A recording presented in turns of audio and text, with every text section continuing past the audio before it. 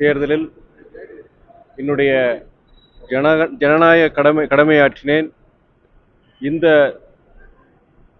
துணை ஜனாதிபதி தேர்தல் என்பது சித்தாந்தங்களுக்கு இடையிலான ஒரு போட்டி தான் என்று சொல்ல வேண்டும்.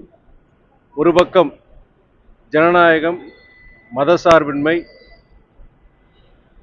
சமூக நீதி அடிப்படையில் எதிர்க்கட்சியின் வேட்பாளர் முன்னாள் உச்சநீதிமன்ற நீதிபதி திரு சுதர்சன் ரெட்டி அவர்கள் களத்தில் இருந்தார்கள். மற்றொரு பக்கம் மத அரசியலின் சார்பில் ஆளும் ஒன்றிய அரசின் வேட்பாளர் திரு சிபி ராதாகிருஷ்ணன் அவர்கள் போட்டியிட்டார்கள்.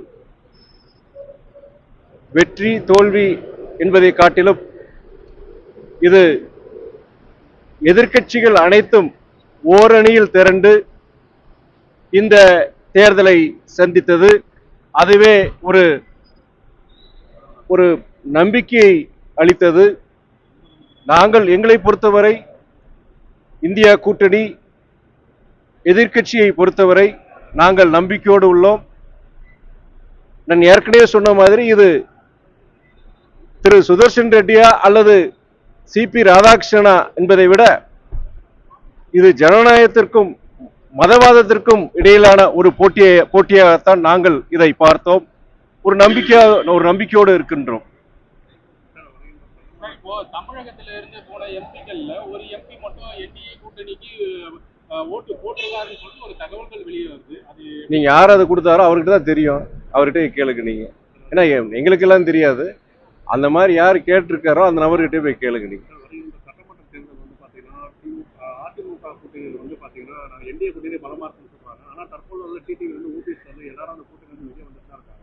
இந்த ஒரு காலத்து இந்த 2026 தேர்தல் எப்படி 2026 தேர்தல் பொறுத்த வரைக்கும் இப்போ நீங்க மற்ற அணியை பத்தி நாங்க சொல்ல வரோம்னா நீங்க அங்க அதிமுக பாஜக கூட்டணியை விட்டு சில இயக்கங்கள் வெளியே வந்திருக்குன்னு சொல்லியிருக்கிறீங்க. அது யாருக்குன்னா இன்னொரு பேட்டியில் நான் தான் சொன்னேன். அது நீங்க அந்த கூட்டணியை சார்ந்த தலைவர்கள்கிட்ட போய் கேட்கணும்.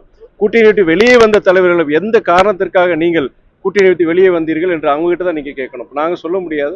இப்போ அதே வேளையில வந்து எங்களை பொறுத்த மட்டும் திராவிட முன்னேற்ற கழக தலைமையிலான கூட்டணியை பொறுத்த வரைக்கும் வலுவாக இருக்கின்றது. கிட்டத்தட்ட 7 ஆண்டுகளை கடந்து 8வது ஆண்டில் இந்த கூட்டணி தொடர்கின்றது.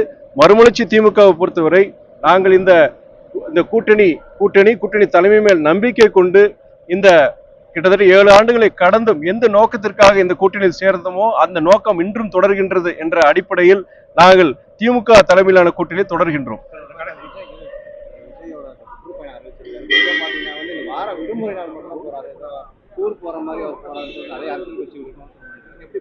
இல்ல சகோதரர் விஜயை பொறுத்தவரைக்கும் யாருமே சொல்லலையே. நான் அவர் ஒரு மிகப்பெரிய ஒரு தமிழ் சினிமா உலகில் மிகப்பெரிய ஒரு நட்சத்திரம், லட்சக்கணக்கான ரசிகர்கள் இருக்கிறாங்க. ஆனால் அது அவருக்கு வந்து ஒரு பக்கபலமா இருக்கும். ஆனா தேர்தல் காலத்திலையும் சரி தமிழ்நாட்டுடைய அந்த உச்ச இடத்தை அடையணும்னா அவர் வந்து அவர் செயலாற்றுங்கிறது நீங்க ஒரு நாள் 2 நாள் கிடையாது. நீங்க வருடம் முழுவதும் பல வருடங்கள். இது வந்து ஒரு அரசியல் என்பது 100 மீட்டர்ஸ் 200 மீட்டர்ஸ் ரேஸ் கிடையாது. இது ஒரு மேரத்தான். இது வந்து ஒரு சலிப்புத்தன்மை இல்லாம தொடர்ந்து போராடுறதா ஒரு அரசியல். அதுல வந்து அவர் சகோதரர் விஜய் பொறுத்த வரைக்கும் அடுத்து வர காலங்கள் அவருடைய செயல்பாடு வச்சுதான் நம்ம சொல்ல முடியும். மக்கள் அதை வச்சு இடப்பட போறாங்க. அவருக்கு ஒரு நட்சத்திரம், பெரிய ஒரு நட்சத்திரங்கிறதுனால ஒரு பெரிய கூட்டம் இருக்கு. ஆனா அதை வச்சு மாத்திரம் அந்த உச்சி இடத்தை அடைவாராங்கிறதுங்கிறது அது முடியாது. திமுக என்னை பார்த்து அஞ்சுகிறது, அதனாலதான் வந்து எனக்கு வந்து எங்கேயுமே வந்து காவல்துறை வச்சு ரொம்ப டைப் பண்றாங்க. விஜய் வந்து அவரே அறிக்கை விட்டு இல்ல சகோதரர் விஜயை பொறுத்த வரைக்கும் அவர் வந்து நீங்க அவர் குற்றச்சாட்டு நம்ம ஆளுங்கட்சி மேல வச்சிருக்கிறாரு.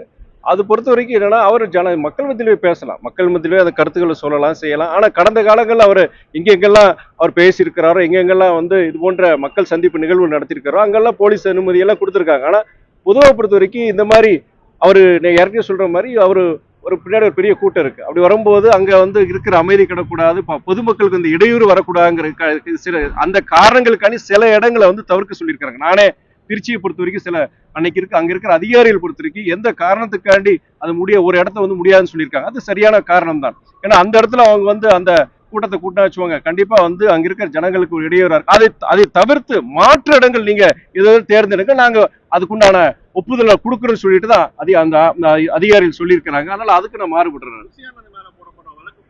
பாத்தீங்கன்னா திமுக எங்களை பார்த்து பயந்து ஒரு கால் தான் போராட்டம் நடக்கணும்னு சொல்றாங்க. இன்னைக்கு நீங்க சகோதரர் விஜயா இருக்கட்டும், இல்லாட்டி ஒரு சகோதரர் புசி ஆனந்தா இருக்கட்டும், நீங்க ஆளுங்கட்சிக்கு எதிரான அவங்க ஒரு வாதத்தை எடுத்திருக்கிறாங்க. அதனால அவர் ஆளுங்கட்சி எதிராக குற்றச்சாட்டு வச்சிருக்கிறாரு. ஆனா திருச்சியை பொறுத்த வரைக்கும் அவங்க ஏற்கனவே கேட்ட ஒரு இடம், ஒப்புதல் கேட்ட இடம் அது அங்க கொடுக்க முடியாது. ஏன்னா ஏற்கனவே அங்க ரொம்ப ஜனங்கள் நிறைய போயிட்டு வர இடம், அந்த இடத்துல போட்டீங்கன்னா போக்குவரத்து நெரிசல், பொதுமக்களுக்கு இடையூறு இருக்கிறதுனால அந்த இடத்த முடியாதுன்னு சொல்லி மறுத்திருக்கிறாங்க.